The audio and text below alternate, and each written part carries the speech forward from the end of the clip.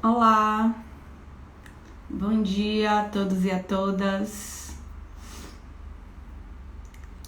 Vamos aguardar que as pessoas entrarem.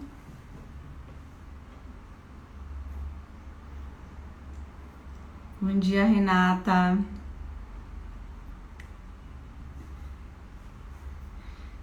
Carlos, se você estiver vendo e puder auxiliar a professora, tá? Bom dia.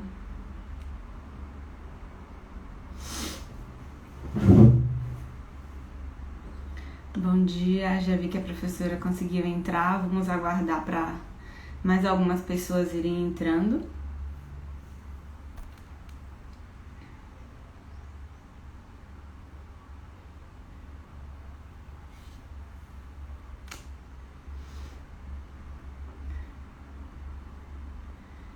Olá. Então, bom dia a todos e a todas. Nós vamos dar início à nossa live patrimonial, que é uma atividade de extensão do programa de pós-graduação em Arqueologia e Patrimônio Cultural da UFRB. Essa atividade trata-se de uma atividade de extensão integrante do programa de acompanhamento e enfrentamento à Covid-19 do CAL, do Centro de Artes, Humanidades e Letras aqui da UFRB. E hoje nós vamos abordar o tema sobre a importância dos procedimentos de conservação para os trabalhos arqueológicos, tá? Então, para abordar o tema, nós vamos ter a participação da professora Yaciara Frona e eu vou fazer aqui o convite para que a professora possa participar.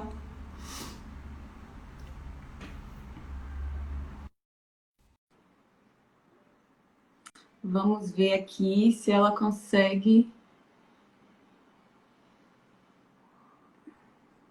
Olá, Convite. Olá, professora, bom dia. deixa eu acender a luz aqui de casa, que está tudo meio escuro, daí Certo, fica tá bom. mais fácil. Bom dia, obrigada pelo convite, obrigada ao Carlos pela atenção, obrigada a você, Viviane, pela paciência. Não estou acostumada com live no Instagram, não. É isso, né, professora? Nós estamos nos reinventando nesse novo modo. Então, antes de começar, eu gostaria de te apresentar, tá, para as pessoas que estão nos assistindo. Então, a professora Yaciara Froner, ela é professora e coordenadora do programa de pós-graduação em Ambiente Construído e Patrimônio Sustentável da Faculdade de Arquitetura da UFRB.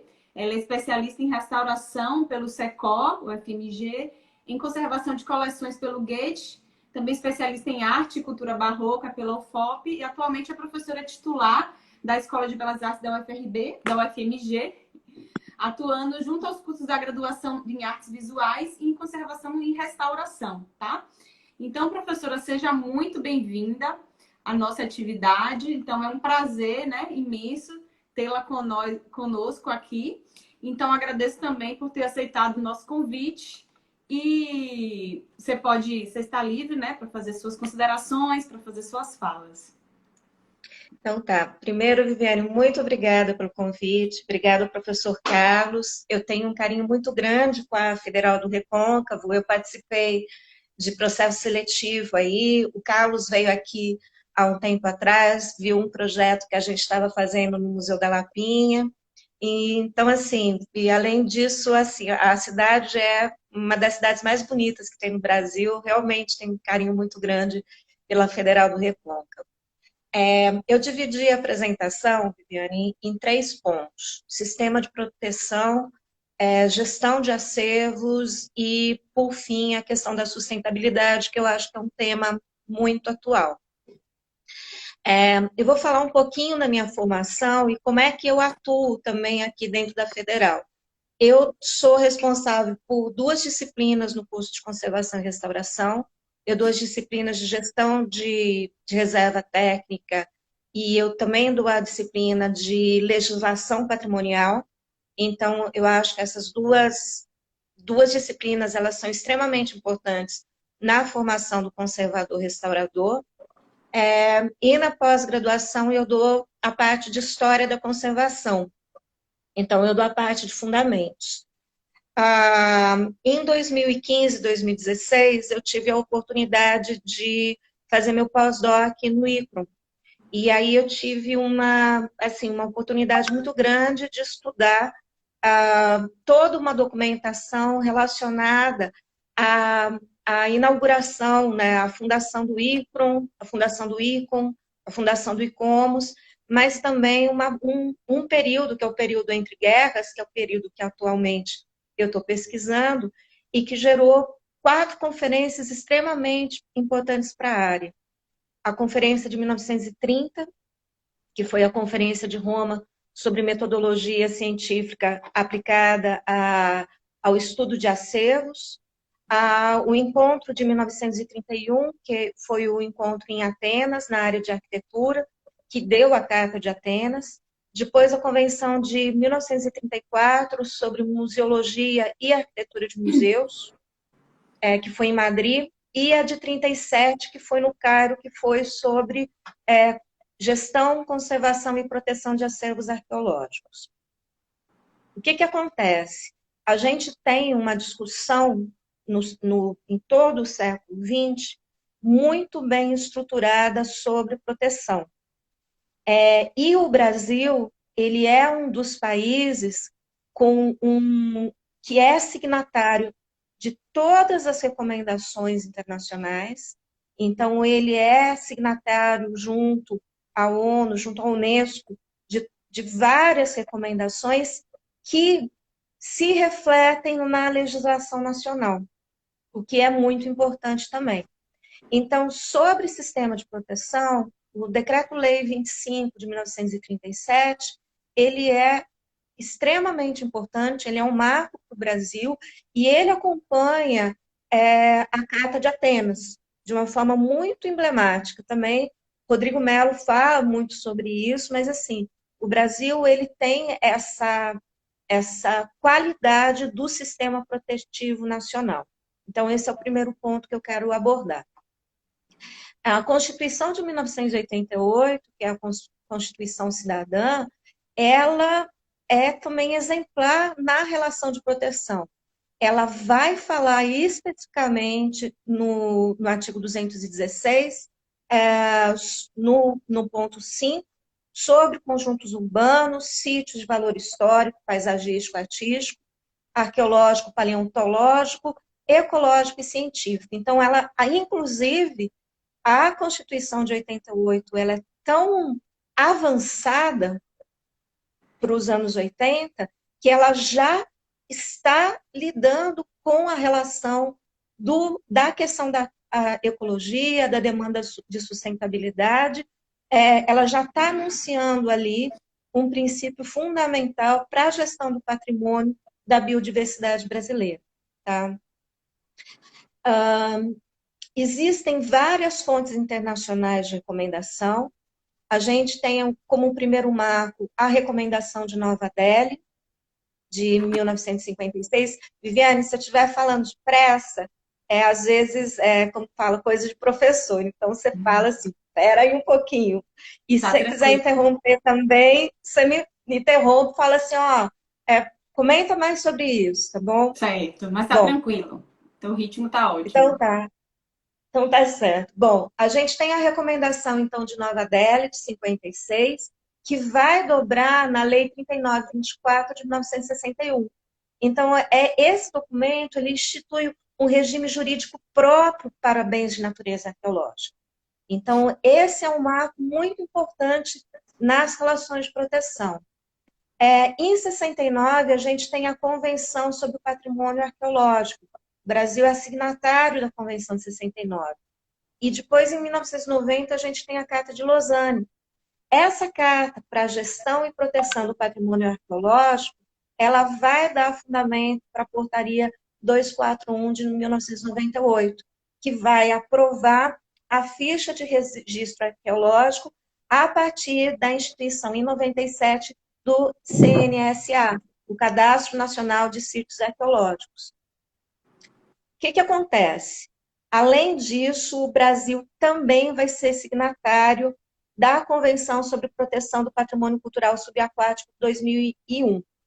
Antes da assinatura da convenção, em 86, a Lei 7542 vai retirar do IFAM e vai repassar para a Marinha Brasileira a prerrogativa da proteção de acervos de arqueologia subaquática, ou da costa marítima brasileira. Tá? Depois a gente tem as outras leis protetivas, que são as leis de crimes ambientais, a 9605 de 98, que vai ampliar a proteção ao patrimônio arqueológico e pune com mais rigor os crimes contra o patrimônio protegido, tombado ou catelado de alguma forma, e que vai dar todos os marcos regulatórios de licenciamento. A resolução CONAMA 001 de 86, a portaria do IFAM 007 de 88, a portaria do IFAM 230 de 2002 e a portaria do IFAM 28 de 2003. O que a gente vê nesse conjunto? Em termos de marcos legais de proteção, o Brasil está muito bem estruturado. Qual é o grande problema que eu vejo em relação a tudo isso? O grande problema que nós enfrentamos é que, apesar de nós termos marcos regulatórios bem estruturados, nos falta uma qualificação em termos de gestão de acervos arqueológicos no campo da conservação preventiva e falta um trabalho específico, ampliado, apesar de desde a Constituição de 88 até agora, um problema relacionado à documentação. Eu acho que gestão de conservação, documentação de sítios, de acervos, esses são os nossos problemas fundamentais. Tá? Junto com esses problemas, eu vou marcar um pouco um problema que eu acho que é relacionado à formação. A Lei 7287, ela regulamentou em 1984 a profissão de museólogo, o que foi extremamente importante para a área. O que ela determinou? Ela determinou a prerrogativa do museólogo na parte de gestão e conservação de acervos. No entanto, o museólogo ele não tem a prerrogativa do restauro. Sim. E acontece a mesma coisa com o arqueólogo. Além de não ter a prerrogativa, nem museólogo, nem arqueólogo tem competência técnica, científica, formativa para atuar em conservação preventiva e em restauração. Se a gente perguntar para um arqueólogo, um museólogo, qual é a unidade de BTU de um ar-condicionado, ou qual é a demanda de equipamento, de leitura de datalog, o que é uma carta psicométrica, não é parte da formação de vocês. Então, não tem como a gente exigir uma competência técnica formativa que acontece num curso de conservação, de graduação de conservação e restauração, ou de especialização, né? E em restauração é a mesma coisa. E aí eu vou falar para vocês que eu atuei 2 anos como conservadora e restauradora da coleção Mário de Andrade, que tinha acervos escultóricos, arqueológicos e etnográficos, e depois eu atuei durante 8 anos em etnografia. E qual sempre foi, e atuei como consultora da Vitei para planejamento de reservas técnicas. Quais são, ao longo da profissão, como conservadora e restauradora no IEB, no MAI da USP, e depois como consultora. Que o maior problema dos acervos, né, ele sempre foi um problema de uma documentação precária em reserva técnica, uma falta de compreensão de parâmetros de conservação preventiva, manutenção de edificação em museus, tanto em áreas expositivas quanto em reservas. Então, iluminação inadequada, temperatura, poluição, umidade inadequada. Isso quando você não tem inundação por causa de chuva. Acho que todo mundo já pegou o museu, que chove assim, tem goteira, vai para a reserva técnica. Então, falta de manutenção de telhado, de calha, poda de árvore, falta de manutenção primária de edificação. Então, eu acho que isso daí um problema é a questão da edificação. O outro problema são os restauros inadequados. Então, quando a gente pega a introdução de uma resina epóxica mais rígida do que uma cerâmica, e uma cerâmica, na sua movimentação, ela vai trincar por causa dessa resina epóxica. Quando a gente vê a indução de vernizes, adesivos em acervos líquidos, ou a total falta de compreensão de como fazer a gestão de acervos arqueológicos orgânicos, né? Acervos de sambaquis, acervos de baseados em vegetais. Então, assim, os acervos orgânicos, eles sofrem muito nas reservas técnicas. Então, assim, eu acho que intervenções erradas são muito piores do que intervenção nenhuma de restauro. Começa por aí. E, em segundo lugar, a gestão de conservação, ela é fundamental nesse processo. Como eu falei sobre os marcos legais, e falando que o Brasil ele tem marcos legais muito importantes, o reconhecimento profissional, ele também é determinante para o controle da atuação do profissional e para a cuidade da formação do profissional que lida com o patrimônio. Não dá para a gente pensar, por exemplo, no restauro arquitetônico, a gente não tem um arquiteto restaurador ou um engenheiro restaurador. Não dá para a gente pensar num restauro de acervos arqueológicos, a gente não tem um conservador ali colocado. Se em 84 a profissão de museólogo ela foi regulamentada, em 2018, a Lei 13.653 vai regulamentar a profissão de arqueólogo, ainda que seja vetada a questão da exclusividade no desempenho das atividades relacionadas.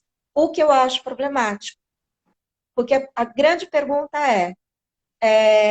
quem sabe lidar de fato em campo? Eu tive a oportunidade, como conservador, para algumas expedições de campo, como eu participei de algumas expedições de arqueólogos no Museu de Arqueologia e Etnologia da USP, e participei da arqueologia antártica com o professor Zaranchi. Eu fui até a Antártica em 2001, 2010. Fui para a Antártica em 2010 com o Zaranchi, e eu tive, no ano passado, no BAP, que é a primeira missão de arqueologia no Egito, coordenada pelo professor José Pellini, aqui da UFMG. Então, eu fui como conservadora, eu por Egito. E uma coisa que é claro quando a gente vai para uma missão arqueológica é que a competência de um arqueólogo em campo era muito específica. Então, você saber fazer uma escavação, controlar as estratigrafias, fazer o registro da retirada, fazer todo, por exemplo, na missão BAP, o professor Pellini, ele tinha uma equipe multidisciplinar, tinha um geólogo na missão, uma antropóloga na missão. Ainda que isso acontecesse, o que de fato nós vemos é que há uma competência formativa que, por exemplo, eu como conservadora não tenho. Então eu vou lá acompanhar. Qual foi o meu objetivo na missão do BAP? Meu objetivo na missão do BAP foi a elaboração de um mapa de danos, que é a minha área de formação. Então eu tenho como fazer a elaboração de um mapa de danos. Então, o reconhecimento da profissão, museólogo, arqueólogo e historiador, que aconteceu agora em agosto, apesar do veto presidencial, esses três reconhecimentos, eles são extremamente importantes para a acuidade da atuação do profissional em relação ao patrimônio cultural no Brasil. Tá? Então, isso daí é muito importante. O não reconhecimento da profissão de conservador, ela implica em inúmeros problemas hoje que nós encontramos, tanto de intervenções inadequadas, quanto de conservação preventiva, sem um profissional atuando em museus. Então, isso para mim é o que mais, eu acho que é mais gritante no sistema de proteção. Em 2015, quando a Dilma Rousseff, ela vetou a profissão no Congresso, eu escrevi um texto que eu publiquei no Estado de Minas. E uma das coisas que a gente sabe que o veto do reconhecimento ele foi orientado a Dilma, é porque havia uma reserva de mercado de outros profissionais no campo do patrimônio, que não queriam abrir mão. E isso é complicado. Quando o presidente Bolsonaro, nesse ano, faz o veto à profissão de historiador, é interessante como o Congresso se posiciona, dizendo da importância da profissão, principalmente no campo político, de construção das ideias no momento atual. Então, eu acho que hoje, mais do que nunca, profissionais que lidam com patrimônio, arquitetos, arqueólogos, museólogos, documentalistas, arquivistas, historiadores, eles têm que apoiar a causa do reconhecimento profissional de conservação e restauração diante das barbaridades que nós temos visto ultimamente. Tá? Bom, finalizando esse primeiro tópico, eu vou passar para o segundo. Eu queria saber se você tem alguma questão para me colocar. Né? Eu tenho uma questão. Você consegue me ouvir bem? Tô te ouvindo.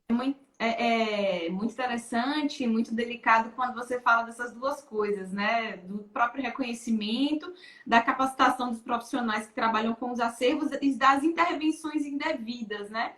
Porque é algo que a gente vê acontecer muito, não só no trato dos acervos arqueológicos, mas entre outros acervos também, né? Nós, alguns anos atrás, nós tivemos alguns problemas sobre isso aqui na região, foi uma questão muito delicada pra gente, mas também recentemente. Tá travando?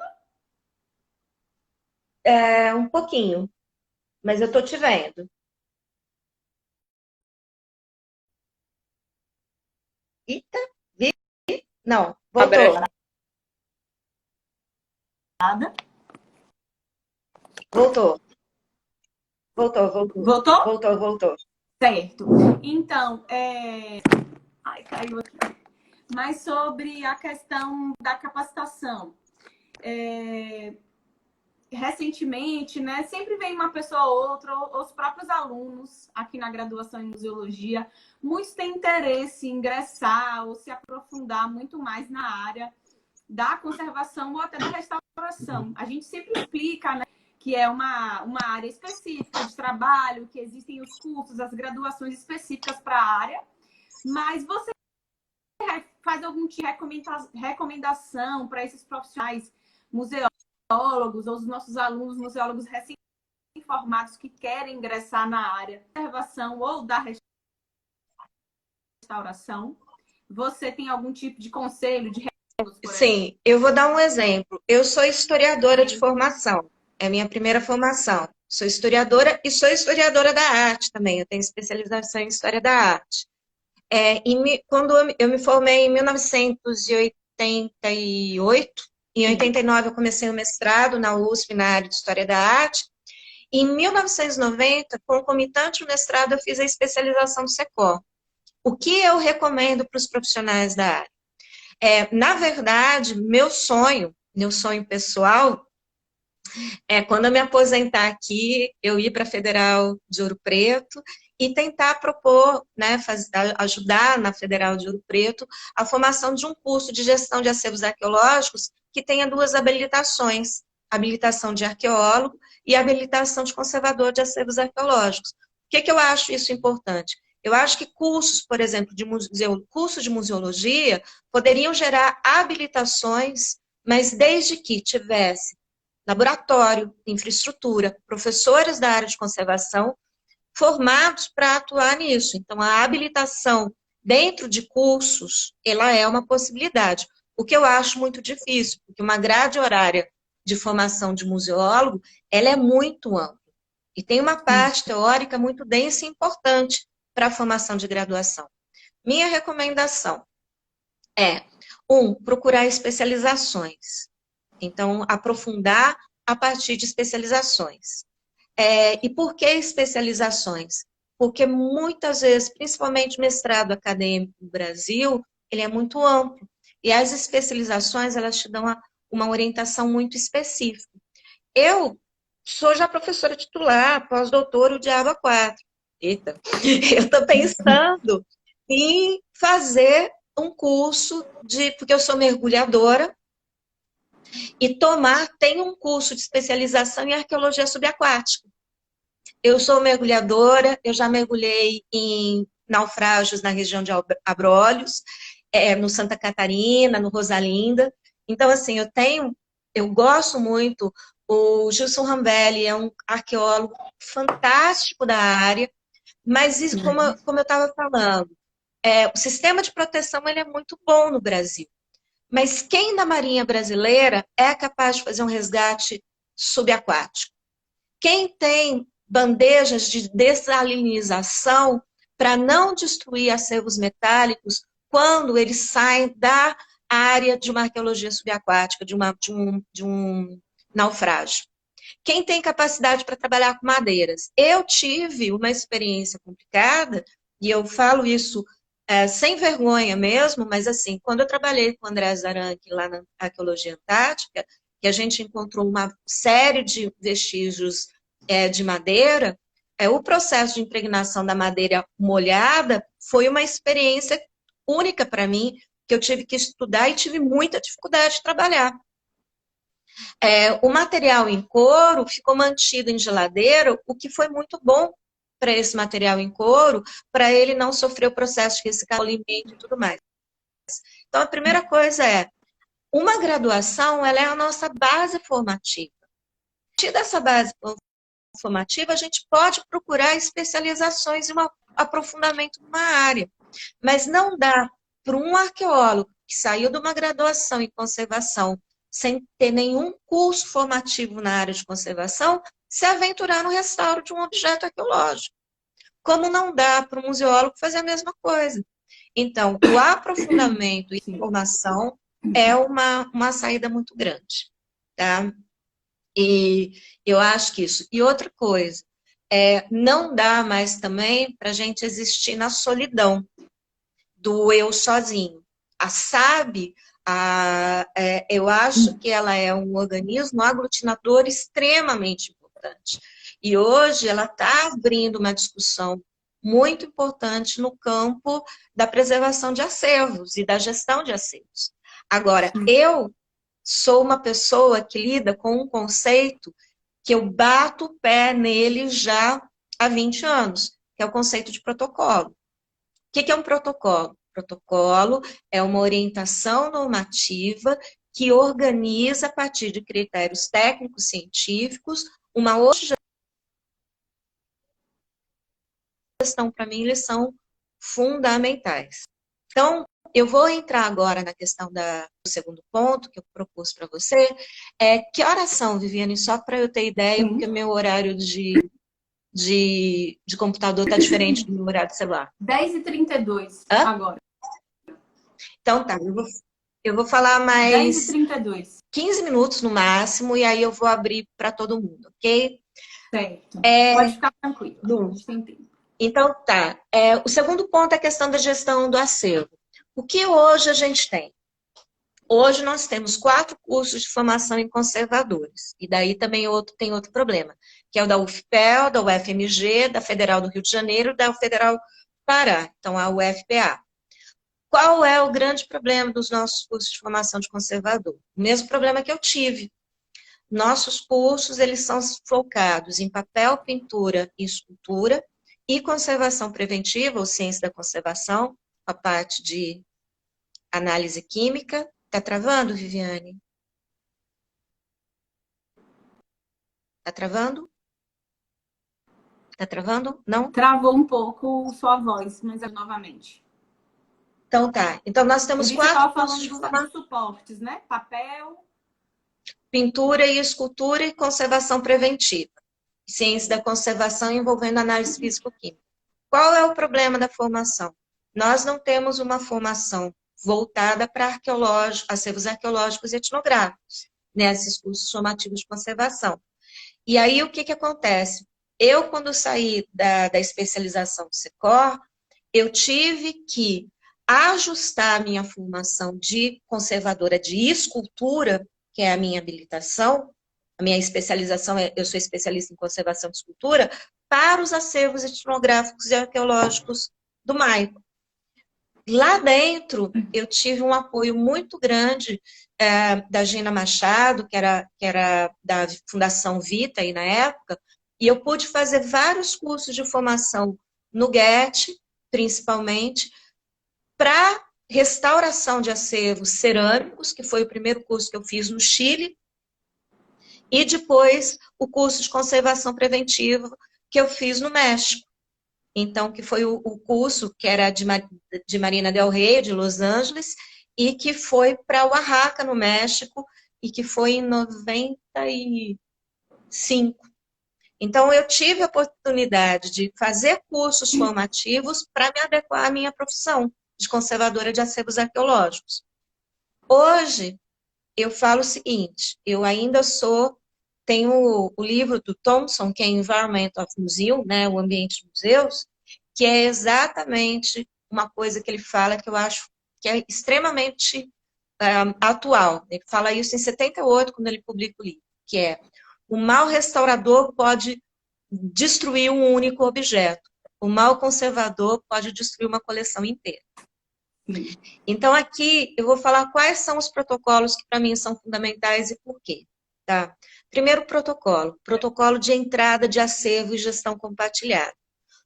Principalmente museus científicos, museus universitários, museus de ciência, museus públicos, como que a pesquisa científica, a museologia e a conservação atuam quando um acervo dá entrada numa instituição. Principalmente se a gente pensar que muitas vezes no trabalho de campo não é feita uma seleção, é feito quase que um entulho, chega às vezes no museu, um volume grande de outros resíduos além do acervo. Então, como preparar uma instituição para receber um acervo de campo? Eu acho que esse é o primeiro grande protocolo. E junto com esse protocolo, uma coisa fundamental, que eu já vi isso acontecer, quando em 96, eu fiz o curso do Chile, eu não me lembro a data, mas quando eu fiz o curso do Chile no Museu de História Natural, lá no Chile tinha uma sala que eles chamavam de sala zero. Por que era a sala zero? Eram acervos arqueológicos de pesquisas iniciadas, não concluídas e que o museu não tinha informação. Qual é o grande problema da arqueologia de contrato ou da arqueologia de salvamento? É quando ele não resulta numa resposta para a sociedade da interpretação dos vestígios encontrados naquele processo da arqueologia de salvamento. Então, a primeira coisa é caderno de campo, fotografia, teodolito, todo o trabalho, os pontos das estações total, os relatórios técnicos, tudo aquilo que o arqueólogo coletou de documentação do processo da escavação, ele tem que estar na instituição, não na casa do arqueólogo. Então, aí entra no segundo protocolo de documentação. E aí, a grande questão que se coloca é: a gente tem um problema muito sério de documentação de sítios. Eu acho que, apesar das leis, isso tem sido discutido sobre o cadastro de sítios no Brasil. Então, a gente tem um problema. Eu não vou entrar nesse mérito. Eu tenho uma aluna de doutorado do nosso programa, que é a Ana Carolina Mota Montalvão, que o mestrado dela foi sobre o Sistema Integrado de Conhecimento e Gestão, sobre as ferramentas do IFAM hoje de cadastramento de pesquisa arqueológica no Brasil.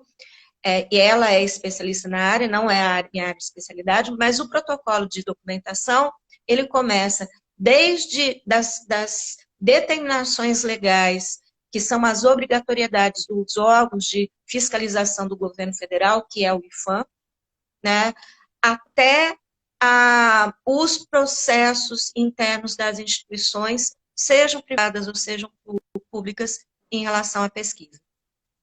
Travou de novo? Não tô. Está me ouvindo? Está me ouvindo agora? Estou ouvindo. Tá. Então, segundo protocolo é o protocolo de documentação, que tem que englobar tudo, caderneta de campo, os acervos de arqueologia de contrato, as expedições das instituições, então a documentação de campo, a documentação de entrada, a documentação de museu. E aí, isso ainda é algo que eu acho que é um processo a se construir. Tá? Terceiro protocolo é o protocolo de organização física. Sistemas de acondicionamento, sistemas de mobiliário. Por que que é importante? O que é mais resistente? Uma placa, uma chapa de aço 24 ou uma chapa de aço 12? Né? Então, assim, quem pode responder isso? Eu posso. Eu dou um curso de reserva técnica, eu falo sobre isso. Então, a questão é, quanto uma chapa aguenta de peso? O que significa você pegar uma urna de 40 quilos e colocar numa chapa que só aguenta 20? Ela vai dobrar. Então, a gente ter protocolos de acondicionamento de material. Tipo de caixa, tipo de invólucro. Eu peguei, em consultorias, acervos embalados em jornal, em papel higiênico. Então, assim, é muito sério, né? Então, protocolos de organização física. Quarto protocolo é o de adequação das edificações. Então, uma edificação, ela tem que ter monitoramento, primeiro, e controle de temperatura, umidade, iluminação e poluição. Se é um acervo arqueológico orgânico, ele não vai suportar uma iluminação muito alta. E aí, ao contrário do que se imagina, as cerâmicas também sofrem com variação de temperatura e umidade, como as rochas também, o acervo de indústria lítica. Então, Sim. protocolo de adequação de edificação ou de conservação preventiva é extremamente importante. Mas aí entra um outro protocolo, manutenção de edificação. Quando se dá poda de árvore, limpeza de calha, gente, telhado, a gente verifica a qualidade do telhado antes do período de chuva. Não é quando está tendo a goteira. Então, assim, sistema de fiação elétrica, a maior parte dos incêndios que aconteceram no Brasil, em instituições museológicas, foi por causa de incêndio. Hoje, eu acho que há um problema muito sério no Brasil, e não é com acervo arqueológico, a gente já teve o maior acidente da história do Brasil com o incêndio do Museu Nacional, que eu fui consultora, eu planejei as reservas técnicas de todo o museu, entre 2001 e 2006, que foi meu último relatório. Eu fiquei durante 6 anos trabalhando no museu, como consultora. Mas, assim, hoje a Cinemateca Brasileira, com os filmes de nitrato, ela é uma bomba relógio, principalmente agora com corte de iluminação, de pessoal e tudo mais. Gente, se a gente não tem uma política de Estado definida e cuja política de governo respeite, independente do governo ser de direita, esquerda, centro, alto, baixo, do lado azul, branco, amarelo, vermelho, preto, né, não importa qual seja a cor do governo, o mais importante é que a gente sempre pense que acervo não pertence a esse ou aquele governo, ele pertence a uma nação e ele é da identidade dessa nação, na sua diversidade. Então, quando um governo não cumpre uma política de estado de proteção, esse governo está falhando enquanto governança. Então, a gente tem aqui uma segunda relação. Protocolo de manuseio, não dá para manusear sem luva, sem máscara, sem uma série de coisas. E algo muito sério, uma documentação na Biblioteca França, de dois diretores de museus, e uma coisa interessante, que lá em 1937, eles já falavam sobre o problema das políticas de aquisição, incorporação e descarte. Travou não, né, Viviane? Estou Posso ouvindo. continuar? Então tá. Então a outra coisa é isso. Porque principalmente museus institucionais, museus públicos e universitários, eles têm um tamanho. Como é que a gente dimensiona uma pesquisa contínua de escavação e como é que o seu crescimento exponencial para ocupar espaços de exposição de reserva técnica? Porque aquela coisa é o seguinte, o museu ele tem metros cúbicos que lhes são inerentes de uma construção de edificação. Você, por mais que planeje um sistema de compactação de acervos a partir de um mobiliário, você tem um limite de crescimento. Como um museu vai lidar com a demanda da escavação, da pesquisa arqueológica, em relação ao espaço físico disponível na instituição?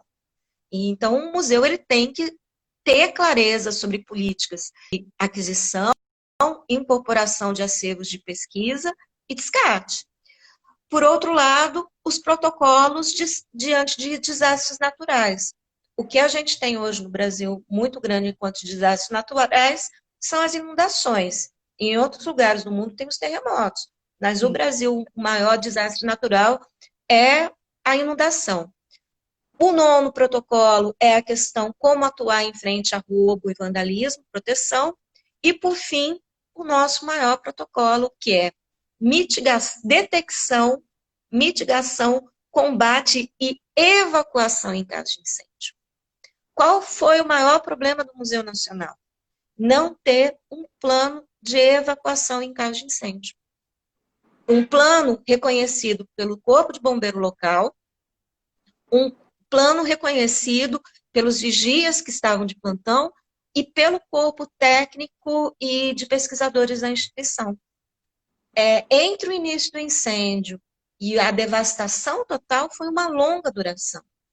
Se o museu tivesse um plano de evacuação, e isso a maior parte dos museus brasileiros não tem, um plano de evacuação compartilhado com o Corpo de Bombeiro, porque a ordem do Corpo de Bombeiro é não colocar nenhuma vida em risco. Mas se você tem um plano elaborado com com o Corpo de Bombeiro, isso não acontece. Plano mínimo, gente. Primeiro, num caso de incêndio, você não salva tudo. Mas o que você salva? Você salva aquilo que a instituição determinou como um valor excepcional dela própria. A instituição identifica o que tem valor prioritário numa área de reserva, identifica o que tem valor prioritário numa área de exposição, coloca uma rota de evacuação em que a localização desse acervo prioritário, combinado com a museologia, com a museografia da exposição, combinado com a arquitetura, com a organização física do acervo em reserva técnica, portas de saída de corta-fogo e uma rota de evacuação do acervo prioritário. Você não salva tudo, mas você salva aquilo que é prioritário. Aí você não perde tudo. O problema maior é que quando acontece um incêndio no Brasil, se perde tudo, porque não tem isso daí. Falando então de protocolos, eu vou vou finalizar com alguns protocolos extremamente importantes. Em 2015, o IBRAM teve uma participação extremamente proativa, extremamente na frente, para a recomendação referente à proteção e promoção de museus e coleções, sua diversidade, seu papel na sociedade, que foi aprovada na 38ª sessão da Conferência Geral da Unesco. Isso foi muito importante. Em 2019, nós apoiamos as medidas para a proteção e a qualidade de armazenagem das coleções em todo o mundo, em reserva técnica. Então, a resolução número 4, que está publicada em Kyoto, que eu deixei, até eu passei para você o link, se você depois quiser disponibilizar no Instagram, Sim. tá ali. Inclusive, esse texto que eu fiz, se você quiser deixar disponível, tranquilo também. Ah, ótimo. Tá? Em 2018, eu publiquei um artigo no CIDOC, porque eu participei da comissão de Kyoto, que falou sobre essas recomendações, e eu escrevi um artigo chamado Storage Collection Recommendation from Interdisciplinary Tools, Documentation, Preventive Conservation, Curatorship and Architectural Issues. Então, o que acontece? Recomendação para coleções em reserva técnica, a partir de uma abordagem interdisciplinar, documentação, conservação preventiva, curadoria e questões de arquitetura. Agora, em 2020, por causa da Covid, a Alessandra Labate Rosso e a Marília Bonas, que são da direção do ICOM-BR, eu participei da autoria das recomendações do ICOM em relação à Covid, que serve não só para acervos arqueológicos, mas acervos de uma maneira geral. O que é, então, importante? Primeiro, eu acho que a gente tem profissionais muito qualificados, cursos de formação, falta para a gente reconhecimento profissional, falta para a gente também algo que a museologia e a SAB conquistaram, que foi uma associação nacional de especialistas. Os eventos anuais que a SAB produz, os anais, o intercâmbio das pesquisas que acontece tanto na SAB quanto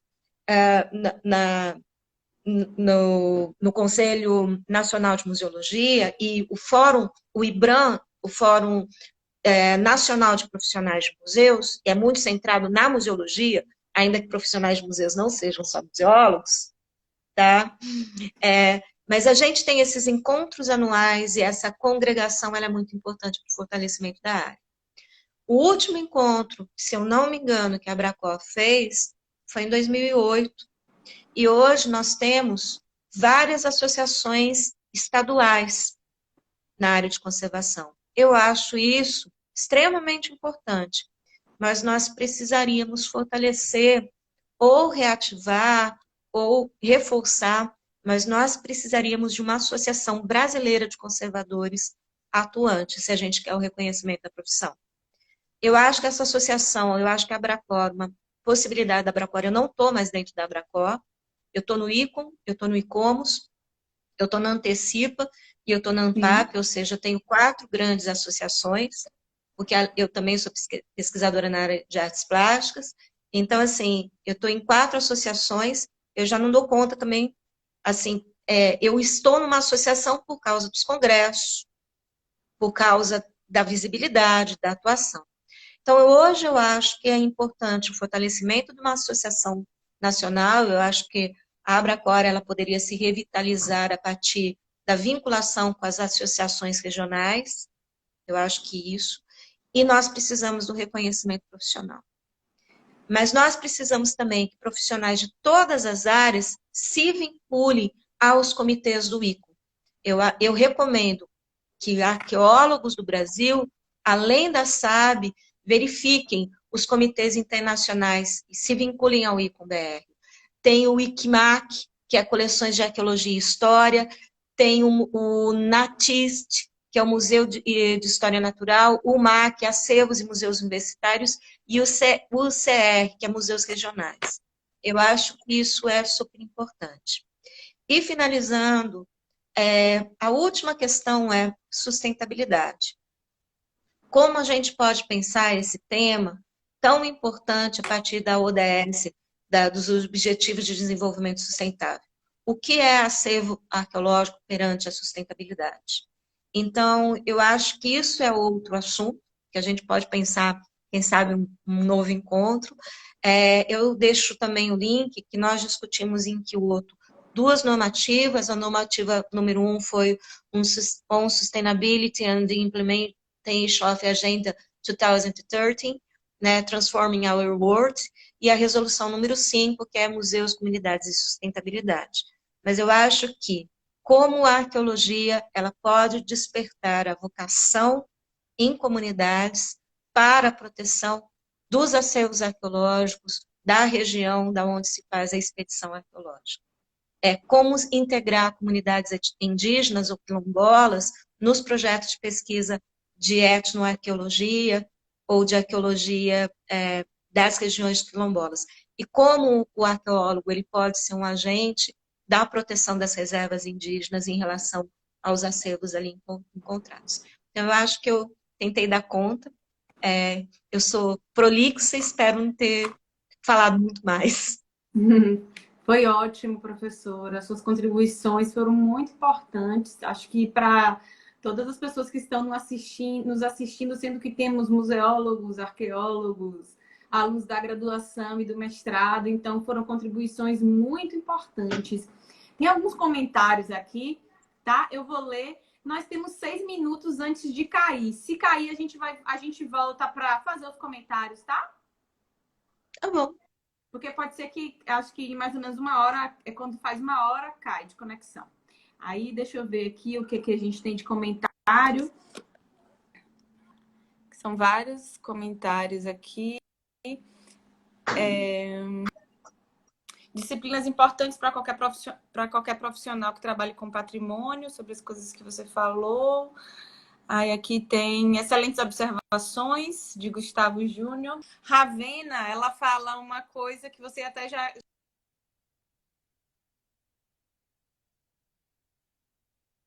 Qual o melhor caminho para que arqueólogos e museólogos obtenham a especialização técnica necessária de acervos? Acho que isso você respondeu, né? Eita, travou. Travou não, mas voltou. Sim, eu acho que uma coisa importante é o seguinte, eu tenho tido uma experiência muito bonita na graduação de conservação, que eu tenho tido alunos assim que se formaram em história, se formaram em arqueologia, se formaram em museologia e procuraram uma segunda graduação. E aí eles conseguem também eliminar muitas disciplinas teóricas e fazer o curso até em um tempo menor, mas acabam tendo uma segunda formação. Sim. Como eu também tenho tido alunos da graduação de conservação, que por causa dessa minha verve na área de arqueologia, buscam a arqueologia depois da formação em conservação. Aqui na UFMG, o curso de arqueologia ele é noturno, o que também ajuda muito. E eu acho que a coisa mais bonita que aconteceu no Brasil, assim, desde 2008, com a parte do Reúne, foram as políticas inclusivas. Eu achei isso, acho que a gente conseguiu atingir uma diversidade muito grande. Inclusive, eu vou aproveitar e fazer um jabá aqui. O nosso programa de pós-graduação em Ambiente Construído e Patrimônio Sustentável está com o mestrado e o doutorado aberto para o processo seletivo de 2020. Então, eu vou passar para você o link. Se você puder divulgar com todo mundo, eu agradeço. Eu vou ver se eu passo o link agora aqui. Divulgo sim, pode me passar aqui que eu divulgo. Eu posso colocar, inclusive, quando a live...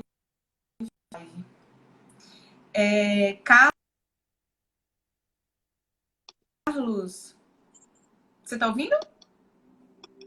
Estou te ouvindo. Aí o professor Carlos falou sobre que o MEC não permite mais as habilitações nas graduações.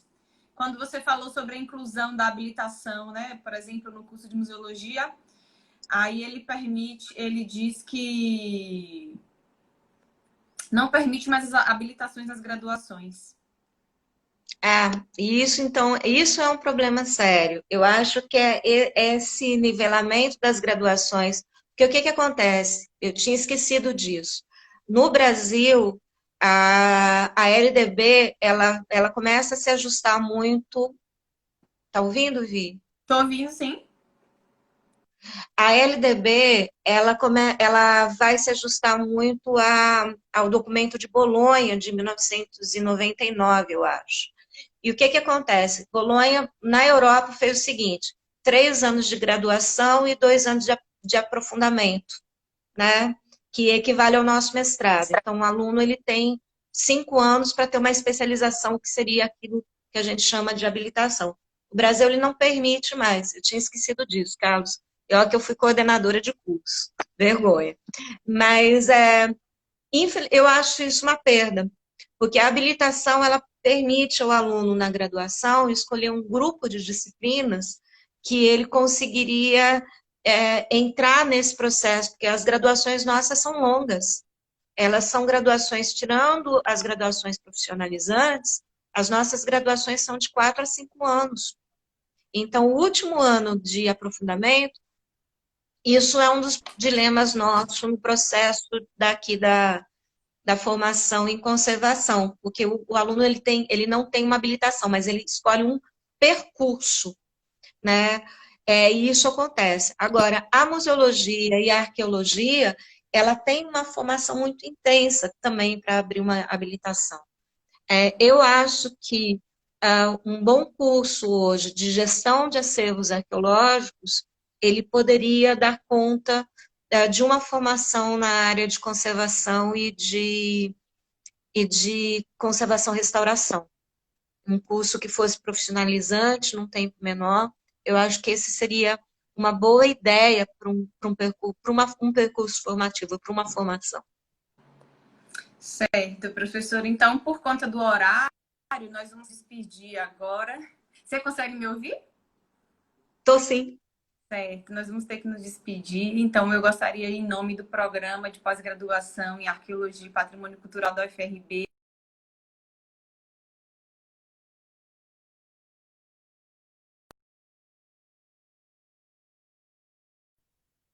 um pouquinho aqui, mas voltei, tá? Então, eu gostaria de agradecer a sua participação para participar da nossa atividade. E se você quiser fazer sua finalização, suas considerações finais. Bom, eu agradeço muito a vocês pelo convite, né? Agradeço você, Viviane, pela tua atenção, pelo carinho nessa discussão. Eu acho que eu não tenho muitas respostas prontas. O que eu quis colocar é um pouquinho a maneira como eu vejo a área, né? E como eu vejo os ganhos dela, mas as lacunas que a gente precisa resolver, né? Eu acho que já passou da hora da gente ter uma discussão sobre protocolo de incêndio no Brasil.